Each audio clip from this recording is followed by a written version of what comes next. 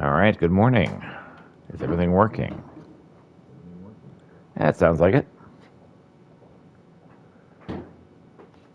Time for some more adventures with Peter Krolinsk.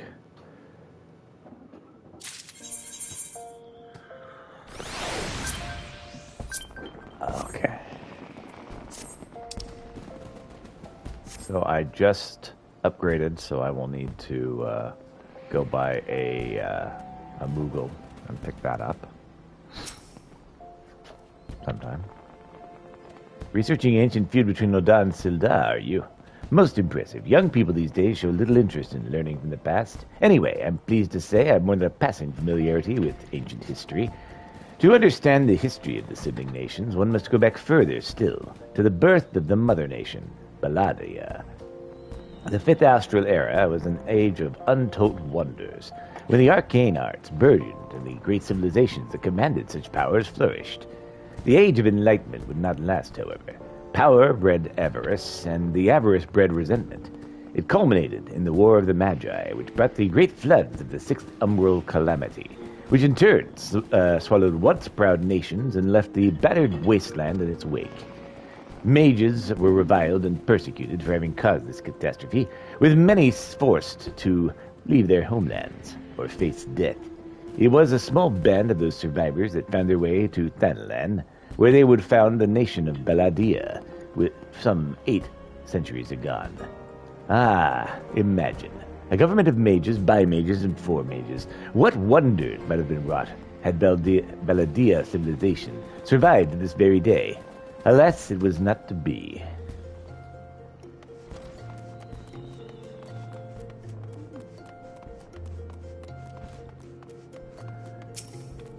What's up, Yaroroku?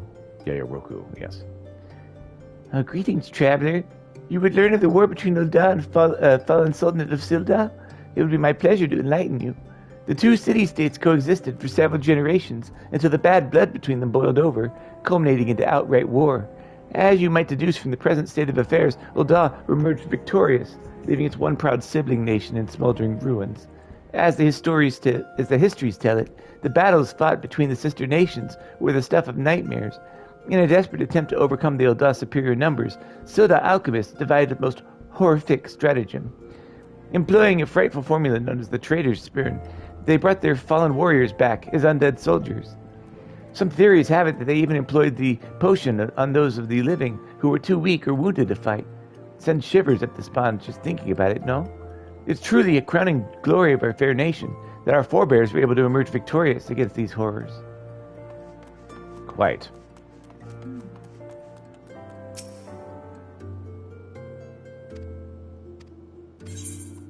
No, I'm not joining. I'm trying to continue the story. Oh, you don't say. It's not every day someone comes to our halls to research Silda. As a fellow student of history, though, I more than welcome your conversation. Baladia civilization flourished in relative peace until twin sons were born to the royal family. The two were fierce rivals, and when they came of age and their father passed, each one claimed that he was the rightful heir to the throne. With neither son willing to relinquish his claim, they agreed to split their kingdom in two, forming the twin nations of Ul'dah and Silda. But not unlike the two proud princes, the sibling nations developed a penchant for rivalry.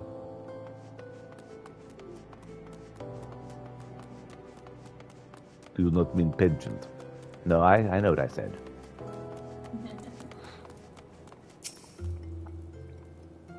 Uh-huh. What's that you say? You seek knowledge of the bad blood between Ul'dah and Silda. I suppose I can spare a moment or two, but take good notes. I'm not fond of repeating myself. 2 scales, one of gold and one of silver. The gold of Ul'dah weighing prosperity and power, the silver of Silda weighing knowledge and power. But the power sought by the two nations differed greatly. Yes, greatly indeed. The power wrought by Ul'dah in prosperity was that of justice and good, while the power sought by Silda in knowledge was horrific beyond belief. The power to rip the living soul out of a man and render him a mindless killing machine. On this matter, the histories are clear, but riddle me this, my friend. Who writes the histories, and what does this say of the words writ within? Yes, truth can be elusive and fickle as the shifting sands. As one example, did you know that the war against Silda, Ul'dah, and Amalja warriors fought side by side? war against the Sildar. Ul'dan and Almajas warriors fought side by side. Likely you did not, and neither did I, until I encountered a faded passage in an ancient text buried deep in our archives. And yet, in the histories read by the populace, you'll see no mention of this most fascinating fact. Might it be that someone at some time deemed this particular truth less than convenient? But I've said enough already.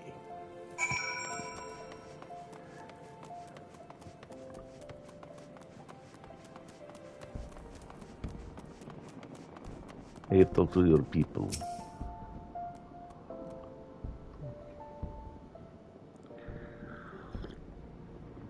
My ever-loyal associate, tell me, what have you learned from your questioning these scholars in these halls? I learned that there used to be 2 countries, not 1. Indeed. As it happens, I've learned much the same. Let us take a moment to review, and allow my peerless powers of deduction to work their magic. A war of succession divides the great civilizations of Beladia, giving rise to the sibling nations of Ul'dah and Sildar. The 2 nations coexist for some generations until their blood boils over, culminating in outright war. Undaunted by Ul'dah's superior military might, Sildar employs their advanced alchemical knowledge to horrific ends, transforming their own citizens, alive and dead, into fearsome undead legions. Yes, I believe I have it. The facts at hand have led me to one unassailable conclusion. Our phantom thief is a descendant of doomed Sildar, who seeks vengeance against those who reduced his countrymen to slavering zombies. To pacify his soul and send him peacefully to the next world, there is but one course of action. We must find the Sildan statesman who conceived this dreadful stratagem and have him apologize to the thief in person for suffering he has wrought. Or the suffering. Whatever. A brilliant plan. Perhaps you'd like to go find yourself a shovel and say... Wrong character. A brilliant plan. Perhaps you'd like to go find yourself a shovel and dig this statesman out of his grave yourself? Leaving aside this nonsense of spirits and specters, it appears increasingly likely that our quarry shares some link to Sildar. His garish garb is no doubt meant to evoke the silver scales of the fallen Sultanate. The Sildan connection would also serve to explain the rare knowledge of Beladian relics our thief clearly possesses.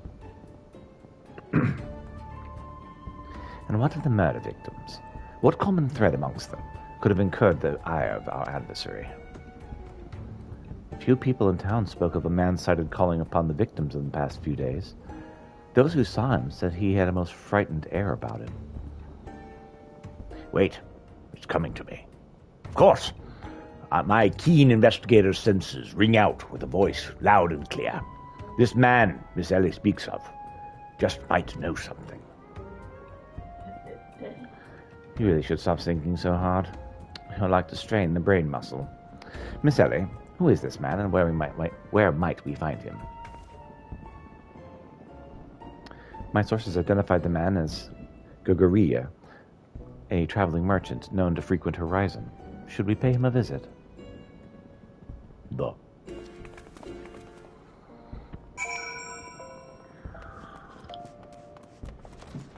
All right.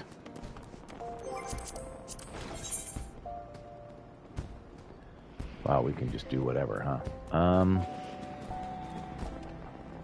I'm gonna see if my friend shows up, and if he does, we'll try doing the Odin mission, if he shows up.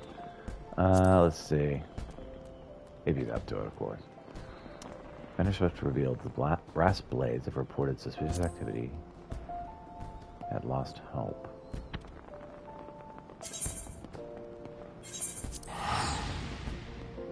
To Blackbird Station.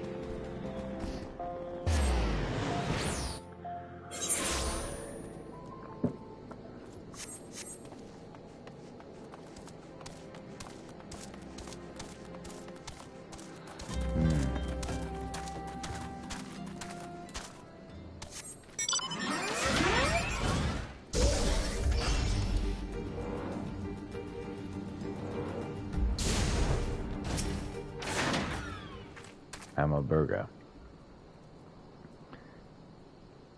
And what brings you here, adventurer? A search for refugees? Well then, you've come to the right place. Oh, you mean those refugees? Oh no, you won't find them here. Most of the people of Lost Hope have come to accept their situation and are content to pass their days in peace and quiet. Outsiders have trouble understanding that, like that merchant who passed through recently. Gregarious fellow, but awfully opinionated. Can't say I was sad to see him go. A friend of the Sultanate, are we? I take that this means someone has read my report. The refugees who left with the merchant have yet to return, and I'm increasingly concerned with Zazawaka's suspicions are correct.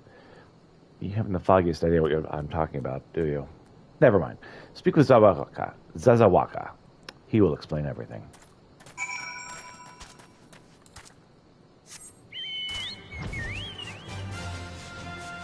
Okay.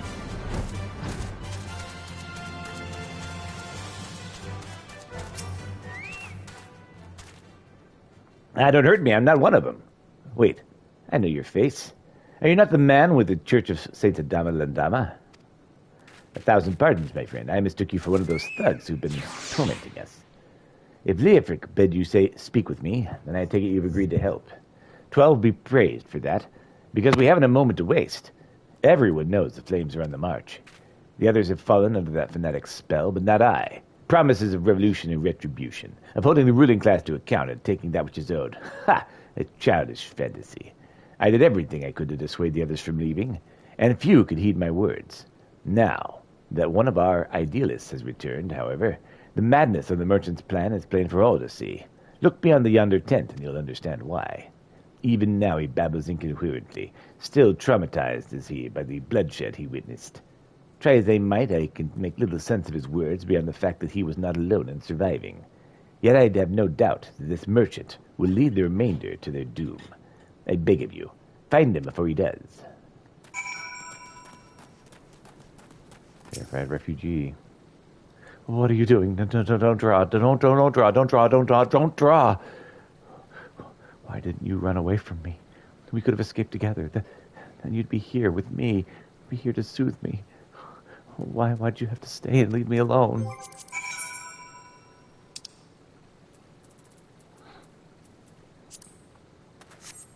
There. Who are you? What do you want? It's true, I followed the merchant, and may the gods strike me down for my folly. What? They will not give, then you must take, he said. When we asked how, he revealed a cache of weapons he had brought, and implored us to seize control of our fates. I thought about running then and there, but the others were so excited. He split us into two groups and set us off on our own. But when the flames found us, we didn't know what to do. Our leader tried to parley with theirs, and when they started arguing, and then fighting, and then everyone was fighting, and the flames were shouting to give no quarter, and... Oh, gods. The other group, they're still out there. If we don't stop them, they'll be massacred the same like mine was. Okay. Terrified refugee would have you find his brethren and lay down their arms. The other refugees are hiding in the caves, south of Lost Hope, but to approach them would be fruitless. They'd sooner call us agents of the Sultanate and try to kill us than listen to reason. Why the twins might even deign to do the deed themselves. Pox on all bloody sellswords. They're supposed to train us to fight, but the ones who sent us with vanished without a struggle. Oh, if only we'd never listened to that merchant's ridiculous claims. He said our cause was righteous and the gods would never suffer us to be defeated. Though if we were forced to confront reality, that's it. Challenge the twins to combat and show my brethren that their strongest warriors are no match for one man. Perhaps then they'll agree to lay down their arms and renounce this plot. We could do this.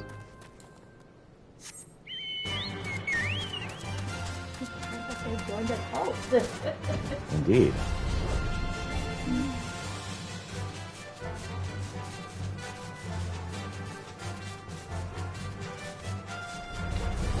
So people were ignoring the problems the refugees were facing. And so the refugees took up arms to defend themselves.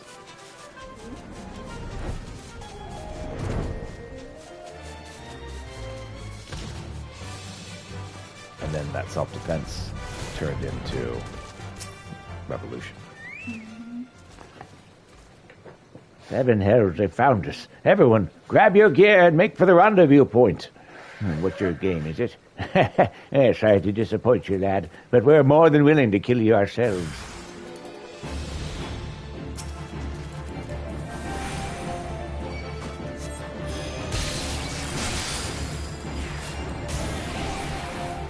So I'm going to show you that you have zero jump.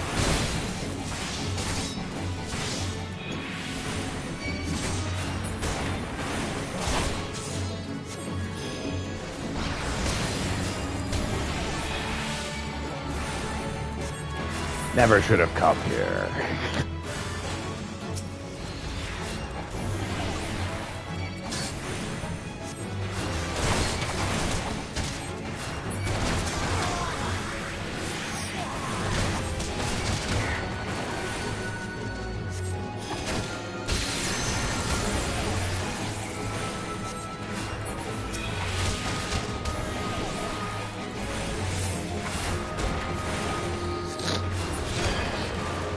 Stop us, you can't stop us.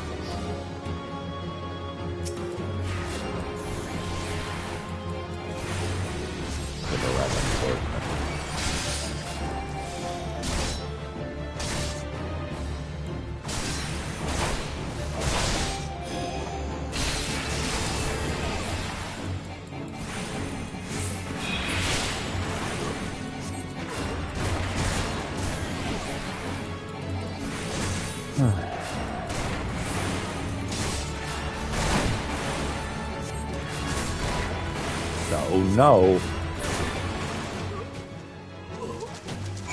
You took no.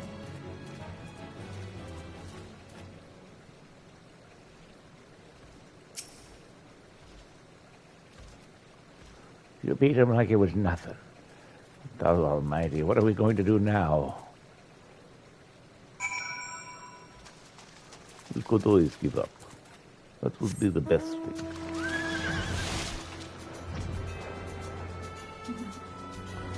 When you're a white mage, this is one of the mounts you get. Uh-huh.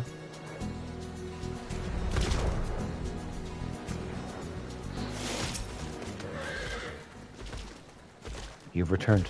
Did you find my brethren? What of the twins? What happened? I see. Well, you had no choice. Better that a handful of them take a beating from you than the lot get butchered by the flames. Tell me, what did the merchant have to say when it was over? There was no merchant. Where else could he be? Unless he went to Stonestone to recruit others.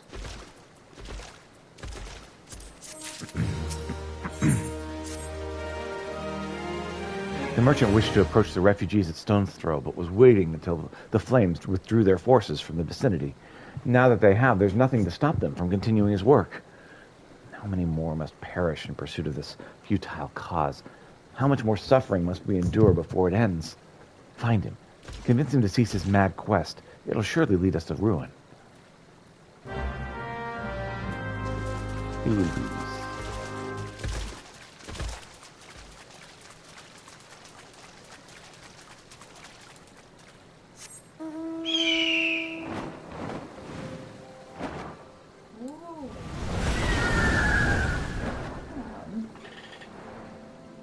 Yeah, no, I'm just showing off for you.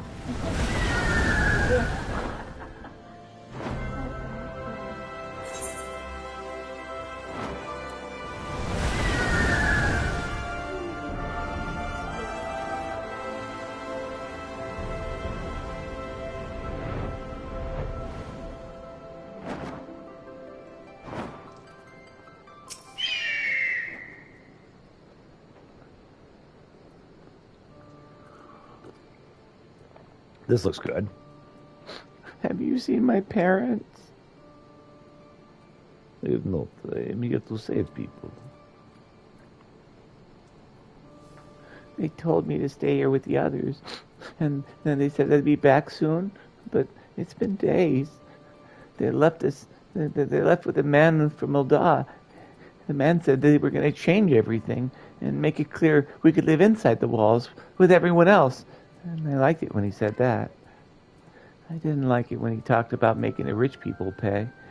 Everyone looked so angry. I got scared. Say, mister, you looking for someone? I am looking for a merchant. You mean the man who left with my parents? But I don't know where he...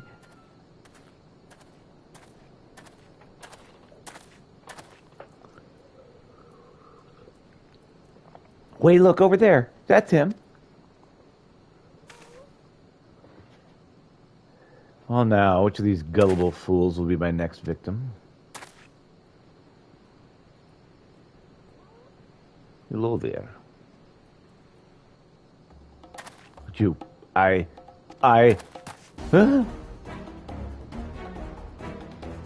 He's getting away. Go get him, mister. Duh.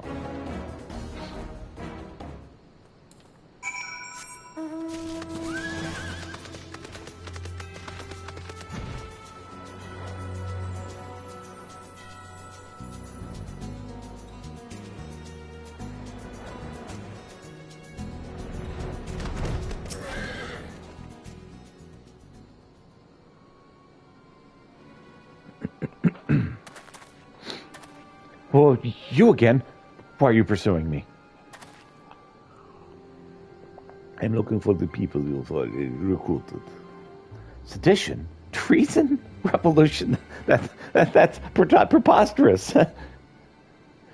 Who has filled your head with these lies? Refugees? The self-same refugees who terrorize the streets of Ul'dah? Ha! You have no evidence to prove your accusations. None.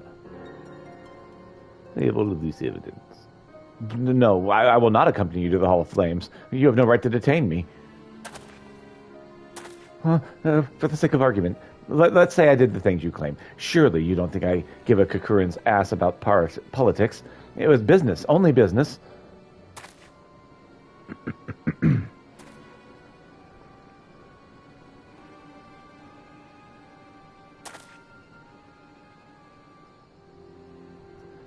Oh.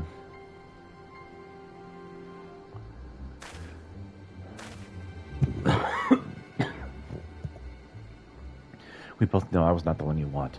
However, if you agree to protect me, I swear I'll tell you everything. Bull. Oh no. Oh man, I'm really bad at protecting people. This keeps happening. What is this commotion? 7 hells. Tell the others to spread out and search the area. The killer may still be close. Thank goodness they're not like, you killed him! I know, right? They're like, he has a spear. He doesn't have a bow. Yeah, that's what usually happens. Actually, I have a staff.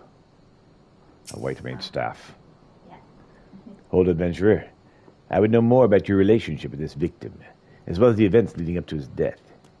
I'm trying to investigate this revolution. This man was responsible for the recent riots. Well, perhaps we owe this murderer a debt of gratitude. In any case, it's obvious you're not the one whom we seek. You may carry on with your investigation, Scion.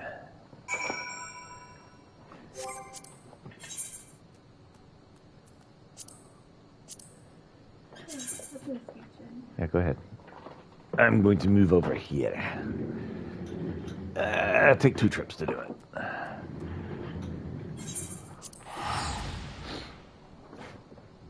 To Limson Lominsa, let us remember the past.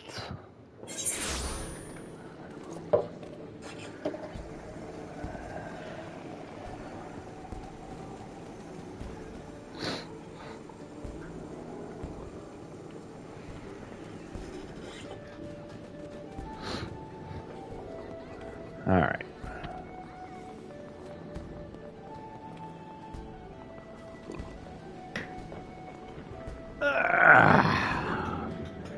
Moving right along.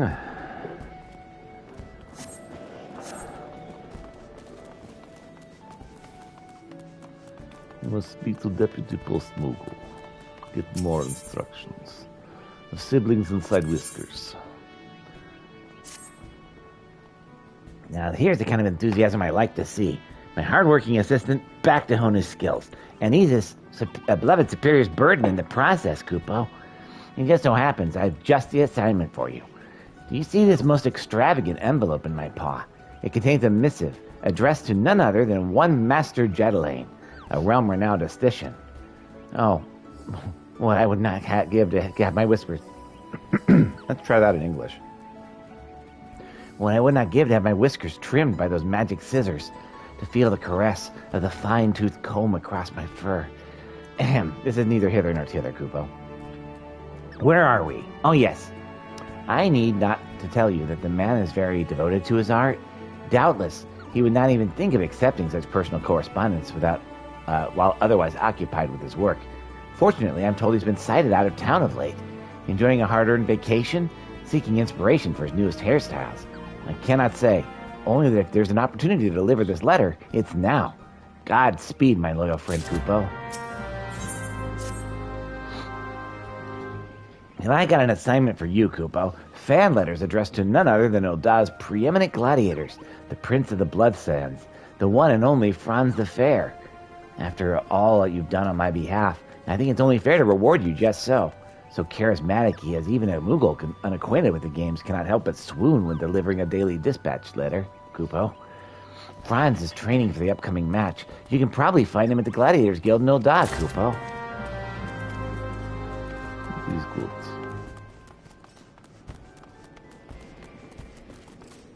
Hey, look, Callisto's online.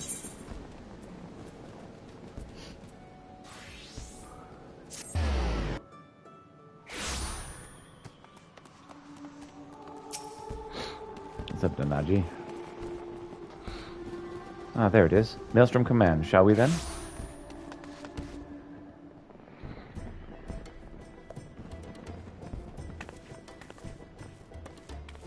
Pieter, ever a sight for sore eyes, and you must be Nanaji Rashadi Rakti at your service. I understand you wish to hear about the operation to destroy the lunar transmitter.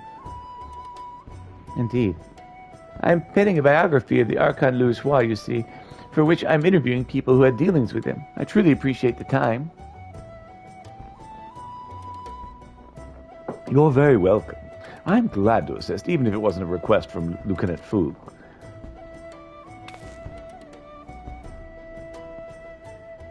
Hello there.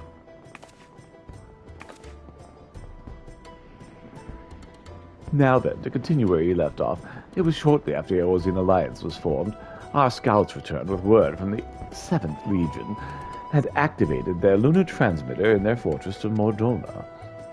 Known now as the Castrum Sentry, the fortress was originally called Castrum Novum before the 14th restored and renamed it.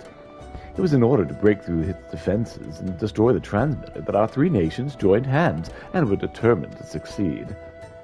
The strategy that Louisoix proposed was elegant in its simplicity. While our main force drew the Garleans' attention with an all-out siege, an elite band of adventurers will infiltrate the castrum and make for our objective.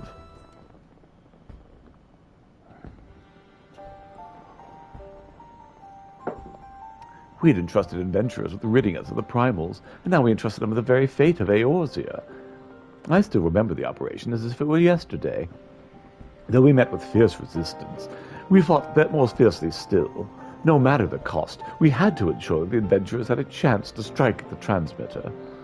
And when the messenger arrived bearing word that they had succeeded, it still makes my heart soar to recall that moment of triumph.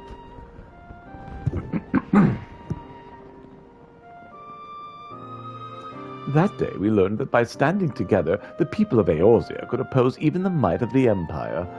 'Tis no exaggeration to say that victory paved the way for Eorzea's future, and without it there would have not have been an Operation Archon. Alas, it wasn't all glad tidings, for though we destroyed the transmitter, Elder Vardarnus appeared and claimed he no longer needed the device to bring down Dalamud, that he himself had the power to do so.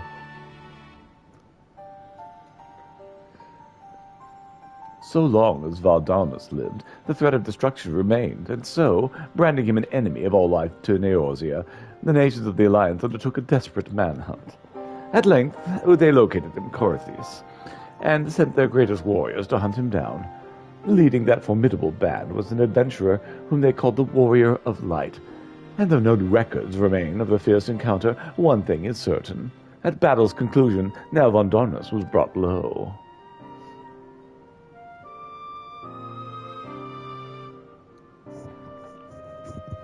As you know, however, our woes did not end with the White Raven, for Louis and his disciples determined that Dalamud would continue to fall.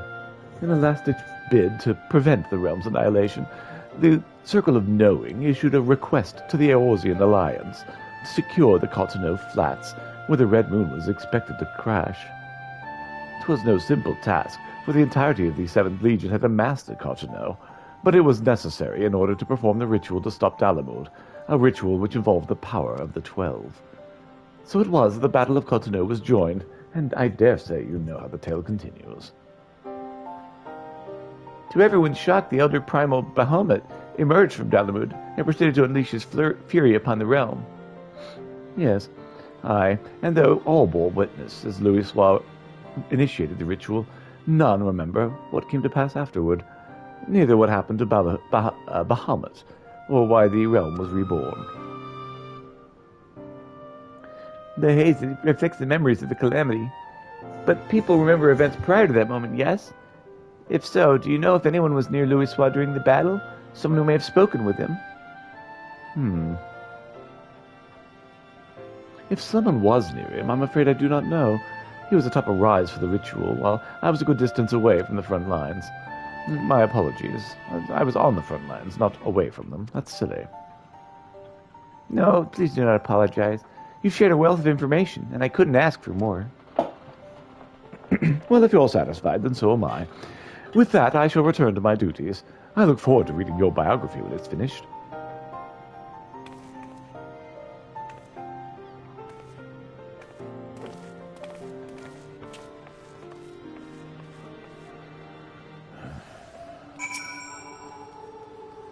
And I have a grasp of events leading up to the calamity, and yet... Oh, forgive me, I was deep in thought. In no small part due to your help, I've managed to learn a great deal. But there's still more I wish to know. Might I trouble you to accompany me a little bit more? If you're willing, please let me know. No. Anaki desires more information for Louis Sua's biography. You'll continue accompanying me then? Wonderful. Come, let us head to the Drowning Wench to discuss our next move.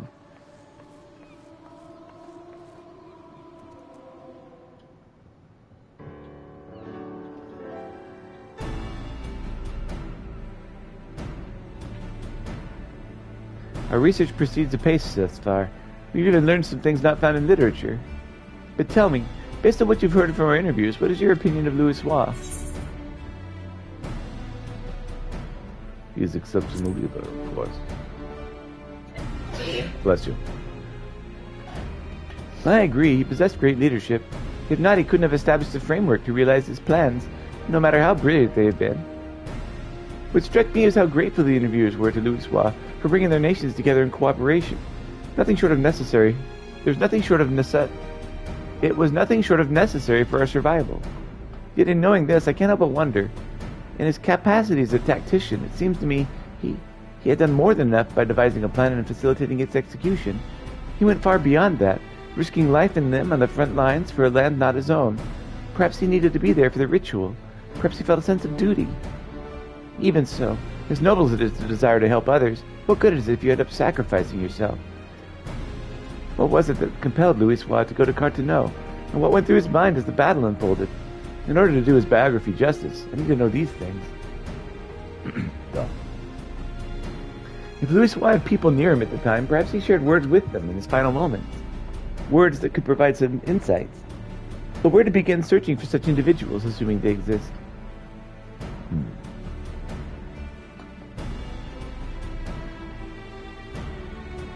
Sorry, friends, I couldn't help but overhear your conversation. Just so happens I know a bloke has served as Louis Sua's guard at Cotonou. Well, truly, you know someone who's with him? Aye. As far as I'm aware, he wasn't keeping the fact a secret. Just for good measure, though. Why he wants to speak with him. Trying to do a biography. Loose was biography, eh? In that case, I reckon the bloke will be more than willing to cooperate. Orn Gurson's his name, and he was a lieutenant in the Maelstrom. After the calamity, he turned to adventuring, so he would be a greater help to the common folk. A Maelstrom officer turned adventurer. Oh, we'd be most keen to speak with him. Where might he be found? When Elm dropped the other day, he said he'd had business with the Morby Dry Docks. If you're lucky, he might still be there. Understood, we're in your debt. Can't let this chance pass us by, Peter. Let's take ourselves to the dry docks at once. Bon. Quest accepted.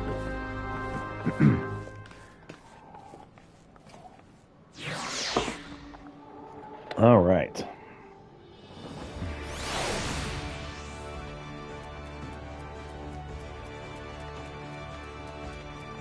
Should be something right here.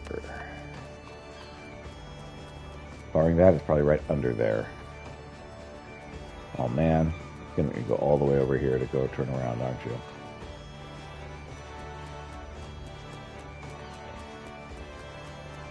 What's up, Dunstan? Good to see you back in one piece with the Miss Beard's coffer, no less. Let's have a look at it then. There you go. Lock's still intact. No sign of it tampered with. You did good, venturer. Chief would be right pleased. Indeed he is. I know you wouldn't disappoint me, my friend. You have my gratitude. Now, you're curious as to its contents, I have no doubt. Having risked life and limb to retrieve the coffer, you more than earned a right to that knowledge. Coffer holds a secret to Mistbeard's identity. Menacing, is it not? This mask, my friend, has been worn by only individuals who've been born the name Mistbeard. Aye, Mistbeard is not one man, but many. For generations, both name and mask have been inherited by those deemed worthy, and so the legend continued. Now that legend will come to an end, for the last Mistbeard was found a new purpose in life. One woman and her dream of a brighter future for Limsa Lominsa. As you know, ours is a nation founded by pirates, as the Liminsan's blood to desire to be one's own master, to reject authority, and take what he wants. Some among us believe that piracy is a time-honored tradition, but so long as we cling to this tradition, we'll never know lasting prosperity. These were the woman's words, and Mistbeard took wisdom in them. He swore to do all in his power to make her dream reality. In the future she envisioned, there's no place for pirate kings, but in the tales of fishwives. And so Mistbeard has chosen to consign himself and his predecessors to the pages of history.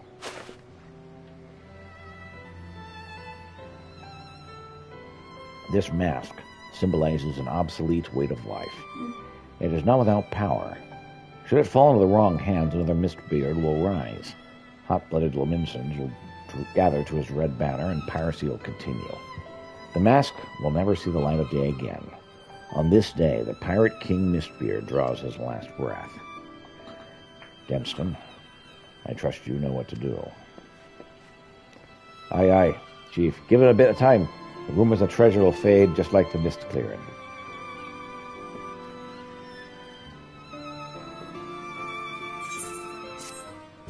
Go.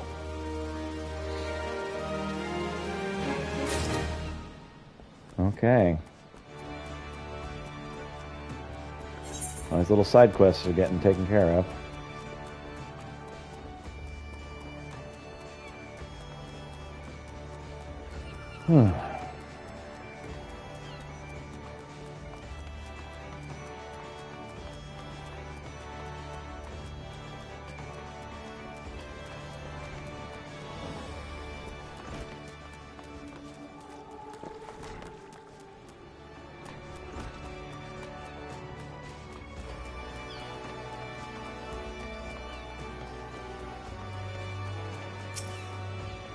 Well-groomed gentleman. What a ravishing lady. Her husband-to-be is quite a fortunate man. Would you not... You've delivery for me. I have perforated letter for you. I fear there must be some mistake. I can assure you this is a letter not intended for me. It was I who penned it. That said, I suppose 'tis no wonder that I'm not mistaken for my brother. We do share a certain family resemblance. Your brother? Well, now that you mention it, good gods, you're like two jade peas in a pod. Wait a moment, I know you too. You're the man who brought about my rebirth, the one who guided me from the shadows of self-doubt to a fashionable new world of assurance and aplomb. And to think of a man I first thought some depraved killer would prove to be my savior. And it was you, yes you, who showed me the light. Why, thanks to you two, one of the most eligible bachelors in all of Laminsa now seeks my hand in marriage. I dare say, my lady, this comes as a little surprise. Only a blind man or a fool would fail to recognize your radiant beauty. You're quite the charmer, you are. But you must understand, it was your brother who brought out the beauty inside me. Should you encounter me in your travels, please do pass along my gratitude, mister. Oh, but where are my manners? I am Gillifrons of House... Well, you'll not like to know of us. Perhaps you do know of House Damazel, with whom we share common ancestry. It is a matter related to my house, more precisely, the line of succession that has brought me to this nation. Our father, you see, has taken an illness most grave. Though he yet clings to life, his strength wanes with each passing day. In a moon's time, we'll need an heir, and there's only one man in the realm who can fill that role.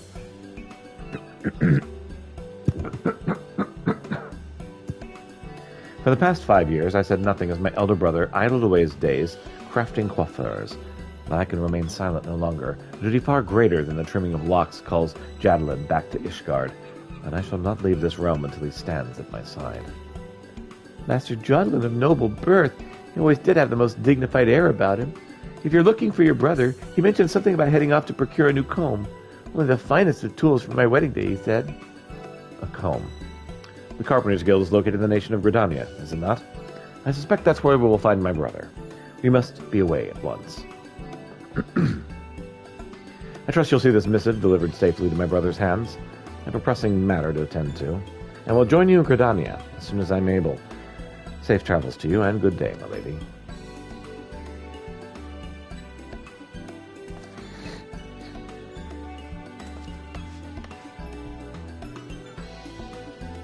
Well, that young man certainly dashed off in a hurry. If you've a mind to deliver that letter to his brother, you'd best make for the Carpenters Guild, and quickly.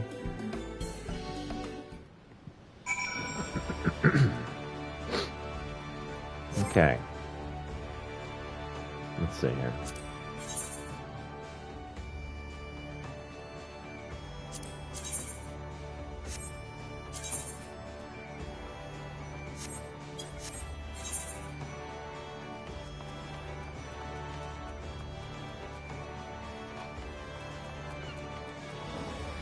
It seems that there are several things to get done on Laminsa right now.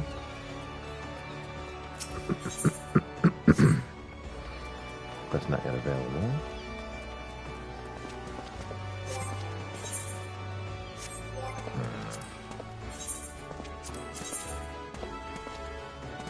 That one's an Ulda.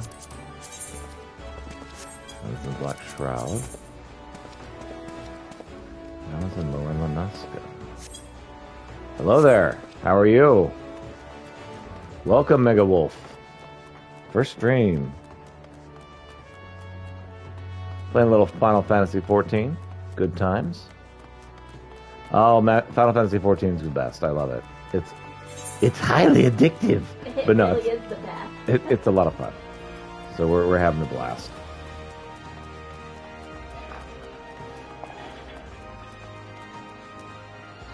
So I'm trying to get all this stuff done so I move on to Heaven's Word. Or Heaven's Sword.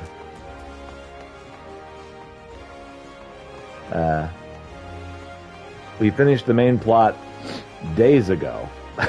And we're still trying to get done with The Realm Reborn. Just so much.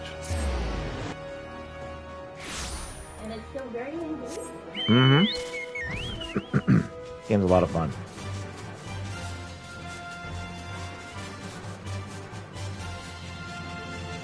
In short, we're having a blast. Less so with allergies, and I'm trying not to sniffle on stream, and my nose is not cooperating. So you're still better than yesterday, Yes, much better than yesterday. What we get for staring at that. Indeed. Trying to play some Final Fantasy 14 yourself. All right. Well, if you want to pop on by where we're at, we're in Lamia right now. I am done with Realm Reborn. Well, getting done with Realm Reborn. So if you're not that far along, I'll probably have all kinds of spoilers. Right, where could Orin be? In hindsight, we should have asked what he looks like. His name would suggest he's a Midlander, but But nothing for it but to make inquiries. Let's split up the task and meet again here. So I'm just going to talk to literally everyone in the city? Okay. Hi, shopkeep. Are you this random person we're talking to? I'm sorry, I've only just started helping out here. I'm still learning our customers' names. I couldn't say if the person you're looking after, but a man did come by earlier who appeared to be an adventurer. He bought an Ameliad lily while we were currently trailing.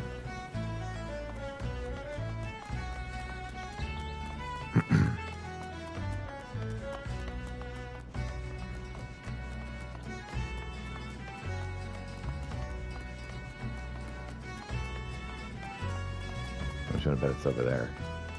Oh no, that's Leviathan. Maybe it's that one. Rodigan Porter, huh? Who know this person? Orin. Just so happens I spoke with him just earlier. He said he wanted to buy some flowers, so I directed him to a vendor. Not sure where he is of now, though. Okay. There should be another person somewhere around here. I don't see any other person. What is going on better in Shipwright? Looking for an Orin Gweencum, you say? Don't know anyone by that name, I'm afraid. I did walk by an unfamiliar fellow just now, though, over the mark of the spinner. He has a flower in his hand, so he caught my eye. You have an inkling of where all might be. Time to rejoin Nanami.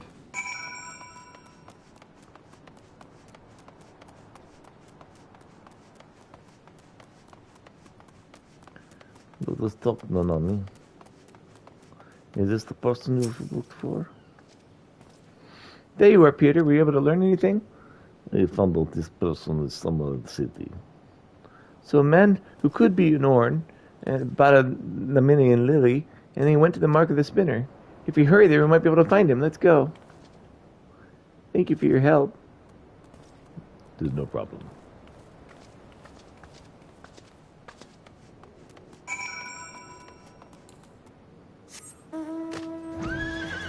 Now, Pumia knew where this person was.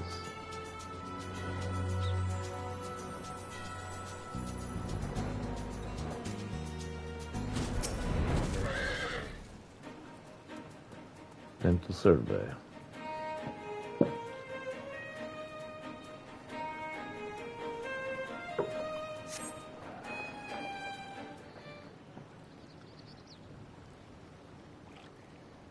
What unusual symbol?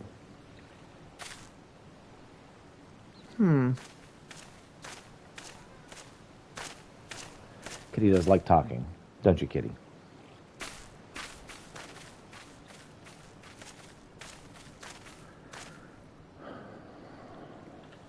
Begging your pardon, sir, but are you Lieutenant Orin Gweencum? I haven't been a lieutenant for years, but that's me. What can I do for you?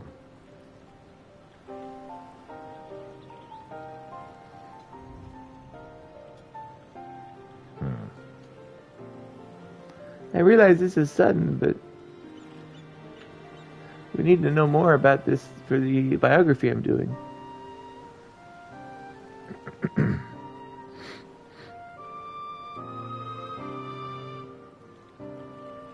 So will you tell us? So you're writing Louis Soir's biography, and you want to hear my account as someone who was near at hand at Cartonneau.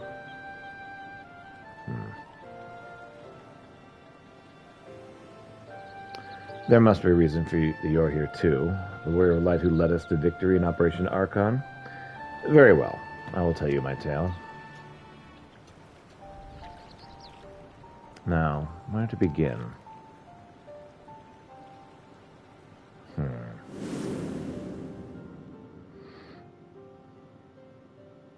As you know, the battle was fought over the land of Dalamud, was expected to fall. In the beginning, neither side was able to gain the upper hand. But when the Imperials deployed their Magitech armor, our ranks were thrown into disarray. Those charged with protecting Louisoix, like me, could only watch the carnage from afar. Though our forces managed to hold out thanks to the adventurer contingent, we sustained grievous casualties. The real tragedy was what followed. As Dalamud hurled toward us, it began shedding fragments of itself before finally bursting open to unleash the primal Bahamut.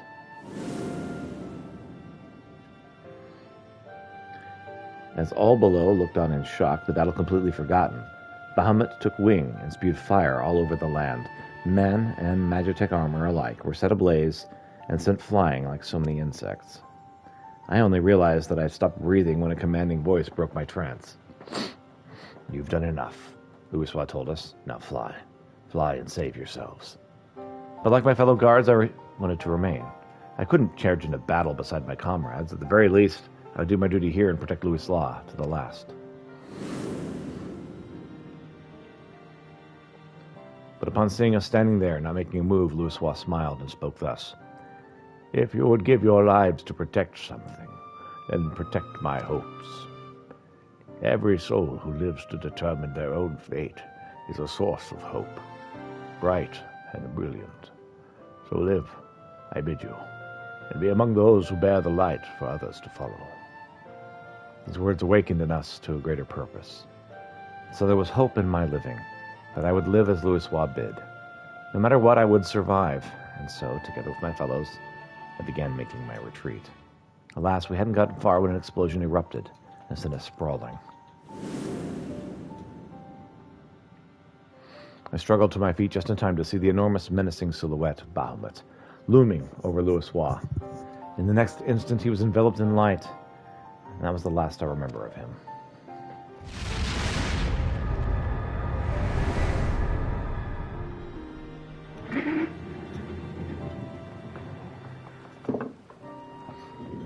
Louisoix's final moment. Amidst that light, he looked to be smiling. What he was thinking in that moment I couldn't say, but one thing is certain. We all of us are alive, thanks to him. Following the calamity, it was reported Louisoix had defeated Bahamut and set about the land's miraculous regeneration. Do you believe this is the truth? I do.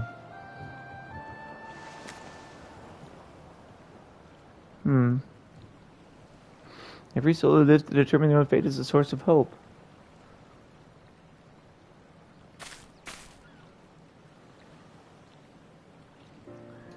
What we've learned has reaffirmed my belief, Peter. The belief that Louisoix was not an all-powerful savior one reads about in tales, but merely an ordinary man. But that man never forsook Eorzea. No, he stood for his realm to the last. He and countless other brave souls, and saved it from becoming a scorched wasteland.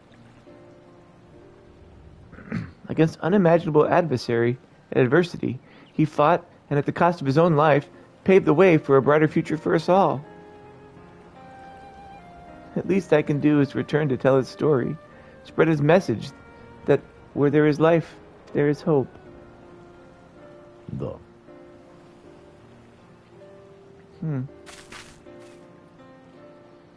Thank you for your account. I believe I found the angle for my biography. I'm truly grateful.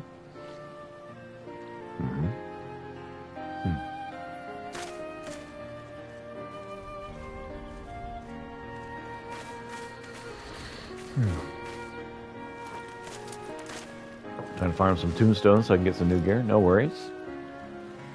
Appreciate you hanging out.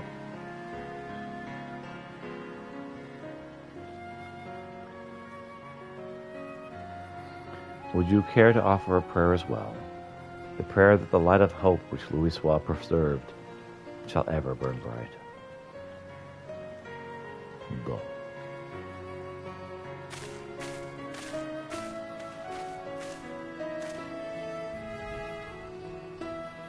May the wishes of Louis Soir persevere long after his death.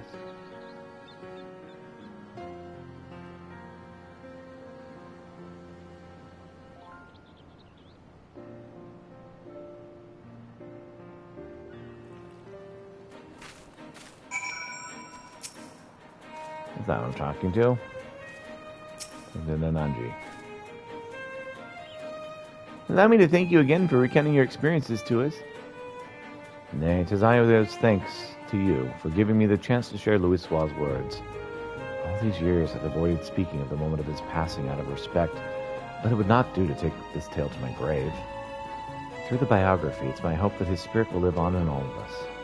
Now then, if you'll excuse me, I shall resume my pilgrimage to the Marks. Wherever your travels take you, I shall be praying for your safety.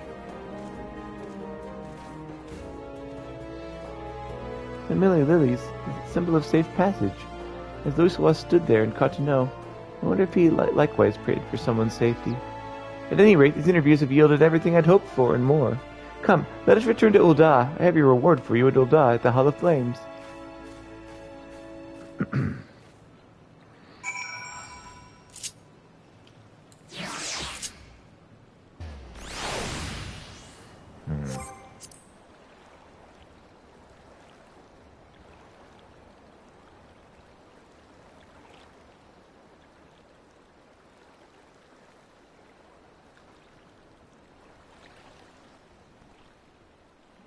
A weird time to run out of power. Okay.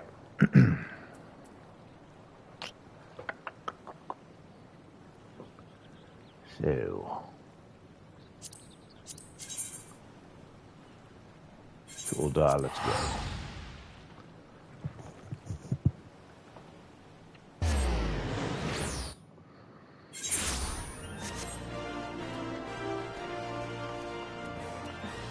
I would love to help out in dungeons if you need it. Thanks.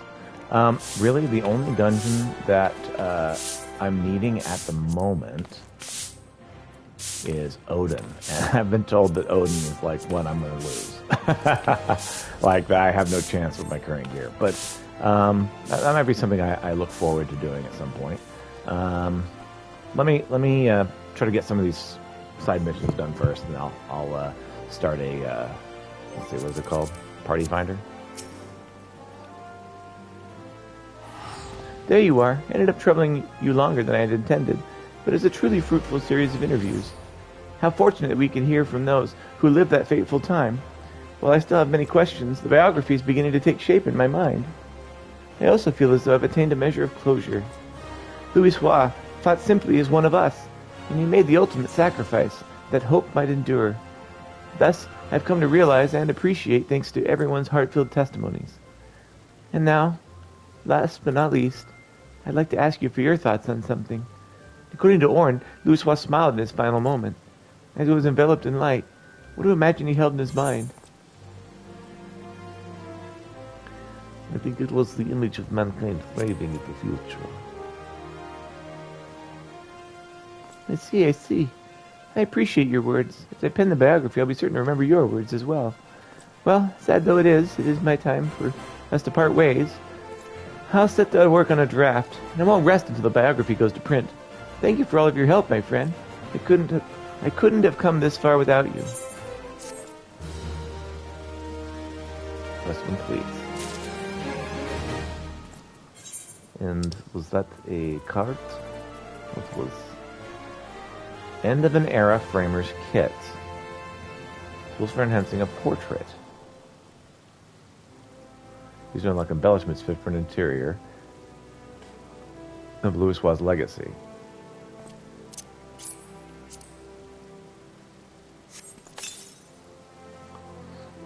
Portrait elements encased in the End of Era's kit. Okay. Let's talk to the Flame Commander then. What news, Pieter? Where's the merchant? The man got shot. Murdered? Damn it all, the seventh hell. He was not simply murdered, Pieter. He was silenced. Too many knew his face, and he was ready to divulge his secrets. Do not despair, though. We may be closer to identifying the true orchestrator of these riots than you realize.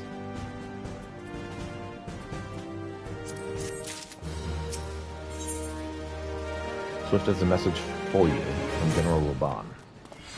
The Flame General left word that you are to proceed to the Fragrant Chamber as soon as you return. He wishes to discuss your recent discoveries as well as the results of his own investigation. Master Alphanad has already been informed and should be waiting for you outside. Pray, proceed to the Royal Promenade with all haste and speak with Bartholomew.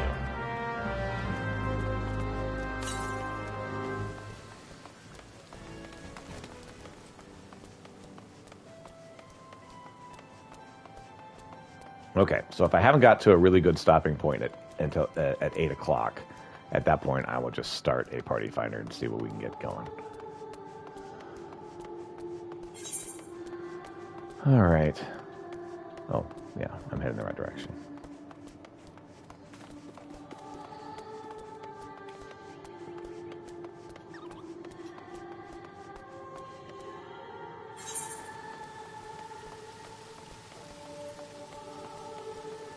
So what's going on in the Gladiators Guild?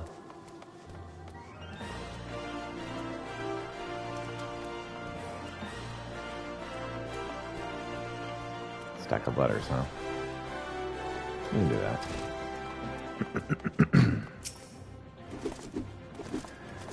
What can I do for you this most beauteous afternoon? Shall I sign your flyer with my mark, perhaps? I have a stack of letters for you.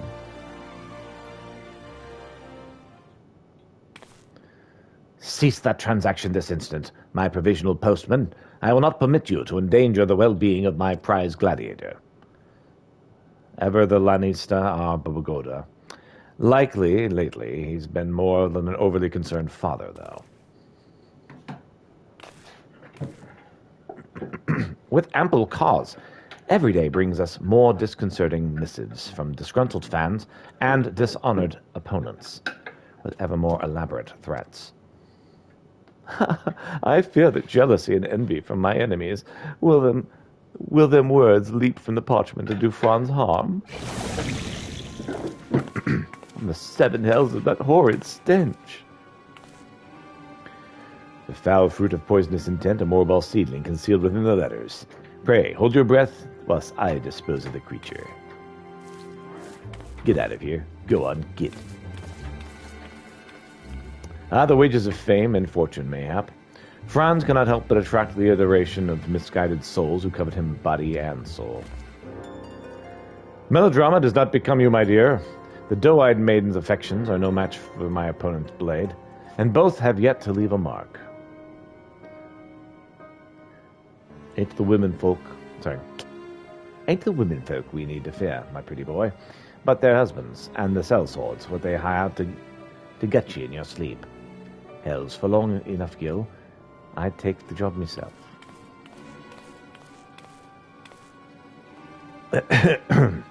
His mutinous phrasing notwithstanding, Leclerc's suppositions are closest to mine own. The language of past letters is most telling. You're all face, pretty boy. Stay out of the Colosseum. If you step in the blood sands again, I'll rip your head off, and so on and so forth. Well, I needn't continue. Suffice to say, other gladiators are whom I deem to be the most likely culprits. If so, then these fine upstanding gentlemen and women are more than welcome to seek recompense at the Colosseum. Anyway, I've heard enough. I must clear my head before the match.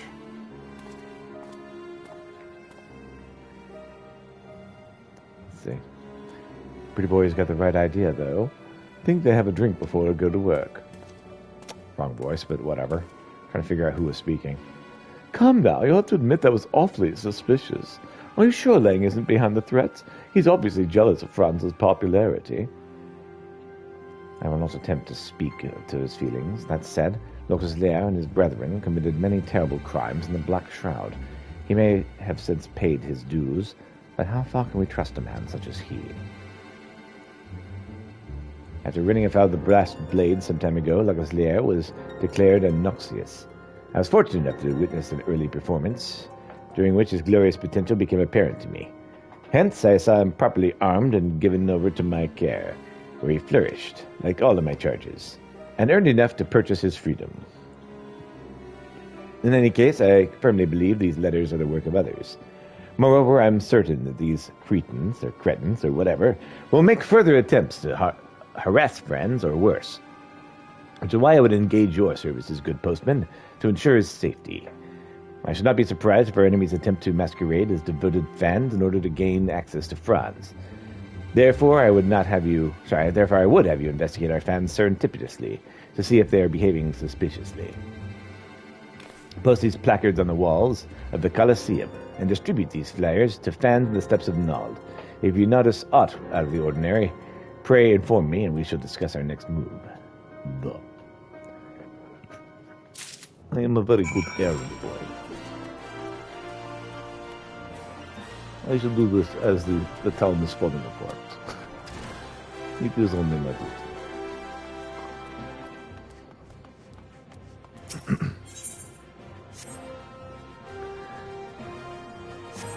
Putting up placards. Is that the new Franz the Fair placard? Calm yourself, fool. When the time is right, we shall remove it from the wall and add it to my collection. Wait, what is the sensation? Is someone watching us? No, not us. We have no concern to anyone. The placard on the wall they want, like we do.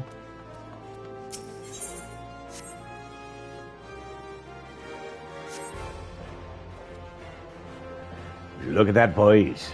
The new Franz the Fair placard. Core, look at the beauties they draw, cheering him on. He's swiping your wife, Franz the Fair, he's swiping your wife.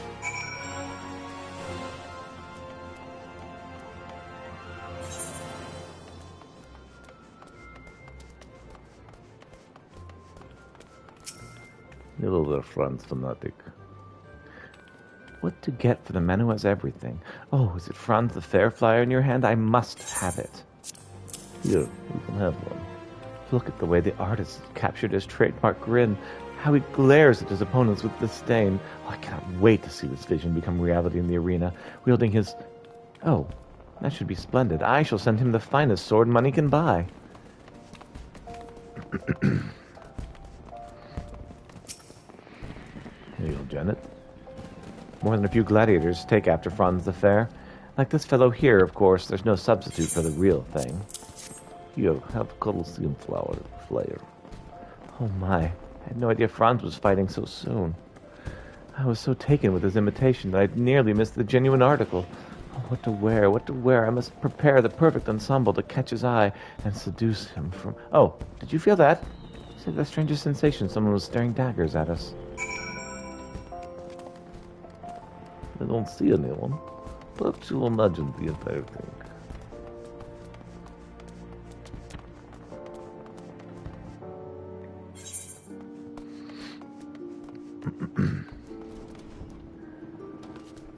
Well, there's a rather inappropriate song being sung. So tell me, did you not notice aught amiss? Aside from the usual shenanigans preceding a Colosseum match, that is. There's things, you know. I see. Well, it so happens that I sorted through the remainder of Franz's mail and found a score of new threatening letters. Had no choice but to inform Miss Silent Moss and Olimbo, who are so overwhelmed with concern they took to the streets to search for their companion. While we await their return, I would have you continue your covert surveillance of the Colosseum by consorting with more prestigious guests as my representative. You may begin with Lady Guinevere. Extend to her your warmest welcome on my behalf, but remain ever vigilant to your surroundings. Sure, we can do this. Hello there, Genevieve. Welcome. Try not to drop your money. Oh. Save your pleasantries for another time. My beloved Franz will walk upon the blood sands soon. I would not miss his triumphant return for the world. Ah! That voice just now, from the steps of Nald. Some misfortune must have befallen that low-bred Micotte. This past time, I say. She's not fit to fight alongside my Franz.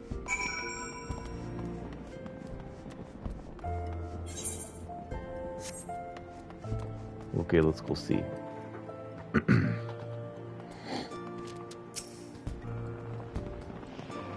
Columbo the Sand Devil. Oh, I'm fine. I'm fine. One of those bastard partners must have cracked me on the head from behind. Still can't see straight, but I saw well enough. Franz was walking toward Emerald Avenue, and Lang was following him at a distance. How could he?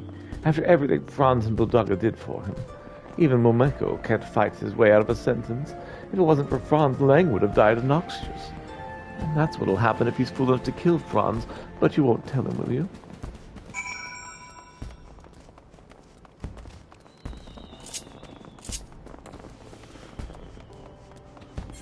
We shall try to catch up with him quickly.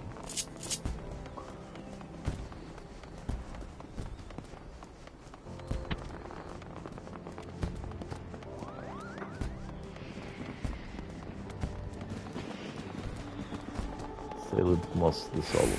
What is going on with you, eh?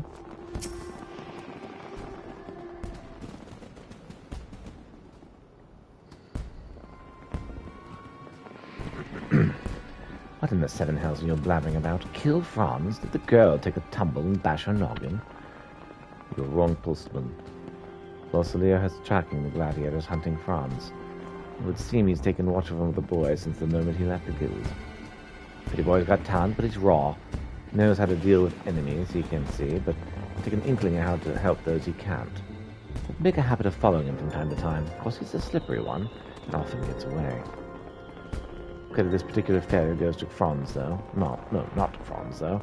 The gladiators noticed our presence. We were unprepared, and there were too many innocents. Sod it, I ain't making excuses.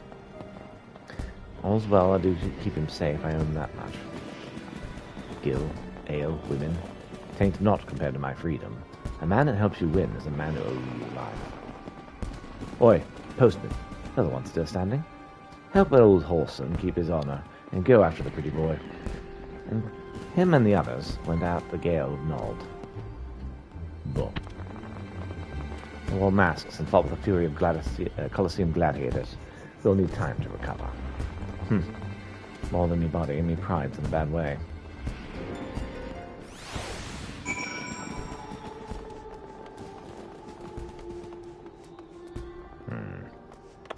Let's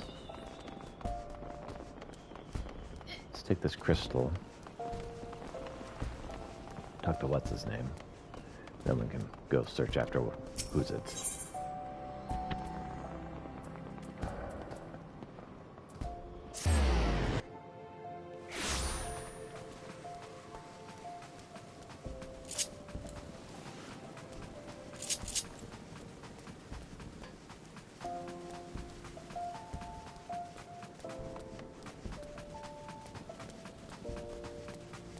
Let's talk, Bartholomew. We've been expecting you, sir. Please proceed inside.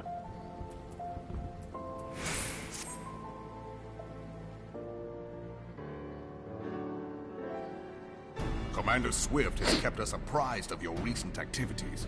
You've made great strides towards quelling the violence. Despite our best efforts to determine what provoked... Dang it. Hit the wrong button. This Way too easy to information skip does not ahead. leave this room. By mistake. The Syndicate's decision to reject the Doman refugees' appeal for asylum had lasting repercussions.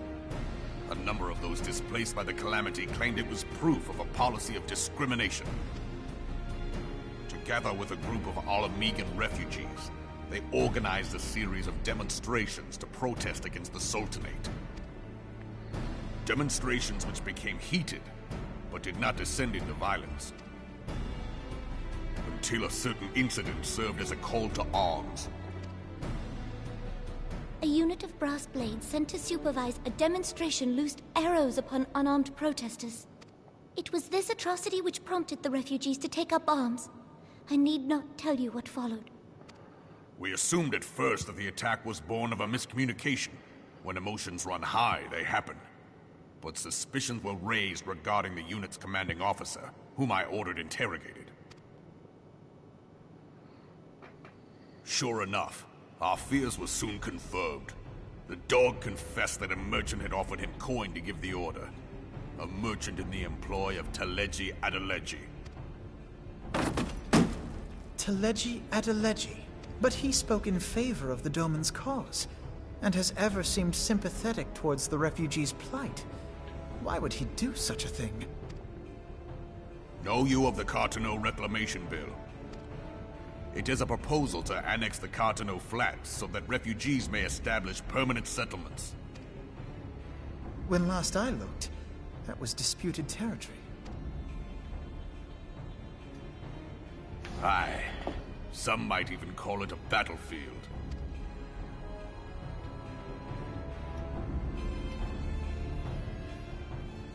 The destruction wrought by Bahamut was greatest at the Cartano Flats. That much is common knowledge. What is less well known is that his rampage laid bare ancient Alagon ruins, of which no record existed. There are certain differences of opinion as to how these ruins should be handled, which is why each nation maintains a military presence in the region to this day. Yet differ though we may, we are still allies. Therefore, in the interest of preserving the Eorzean alliance, we have reached an agreement. Any conflict which may arise during the course of military exercises in the region shall have no bearing on relations between our nations. In full knowledge of this delicate state of affairs, Teleji Adeleji proposed the Cartano Reclamation Bill, a shameless bloody ruse which stands to benefit him in but one conceivable way. If successful, he will gain control over the disputed territory under the guise of assisting in the resettlement effort. And you can be sure he'll build an orphanage next to every Alagon ruin.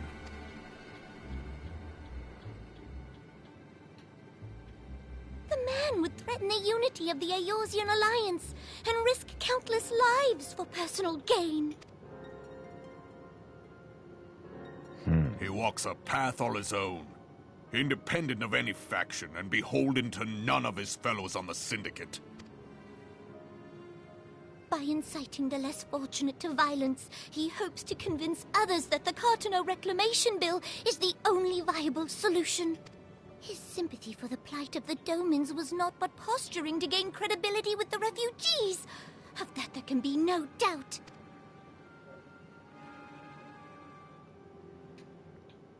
Forgive me, but what could possibly motivate Teleji Adeleji to go to such lengths? What is so special about these ruins that he would risk his position on the Syndicate, and, most likely, charges of treason against the Sultanate? Perhaps there's a great power or great wealth. Omega. Pardon?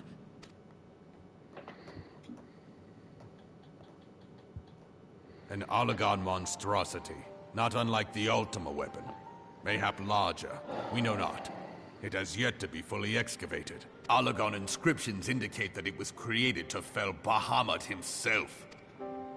If accurate, it might explain why Nail Van Darnus chose to bring the Red Moon down upon the Cartano Flats, given the ends he went to ensure Eorzea's annihilation.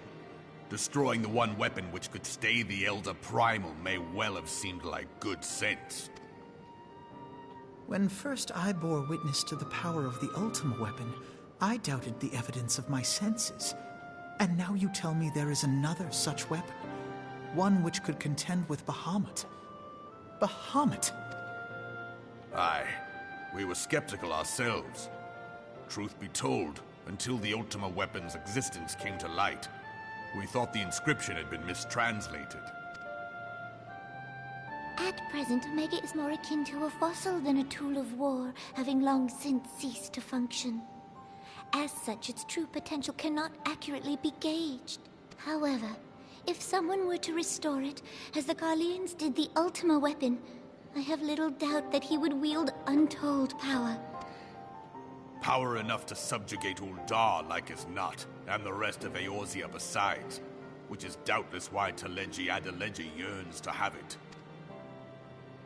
That he should aspire to world domination. He who has ever walked 2 paces behind Lord Lolorito in matters of commerce. 'Tis in acknowledgement of his own limitations that he seeks this power. Woe betide us all should we allow him to have it.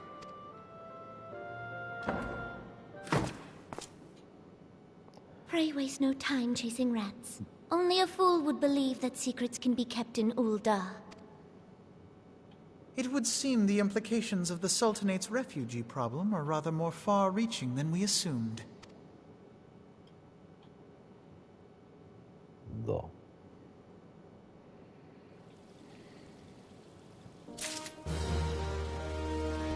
Alright, so I'm going to start a party for Odin.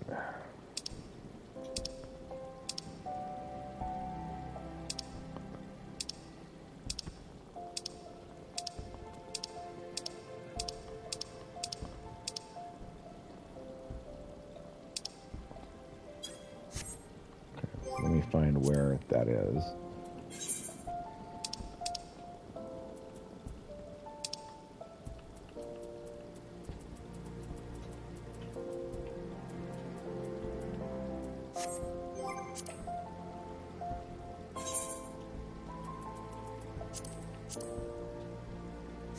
Earth's Font.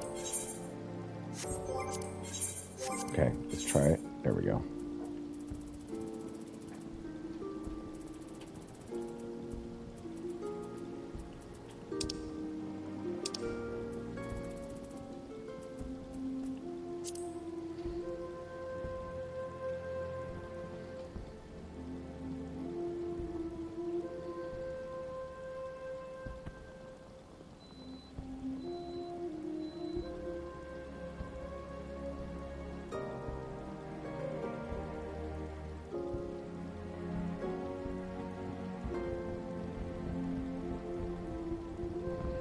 Okay, so Earth's Font.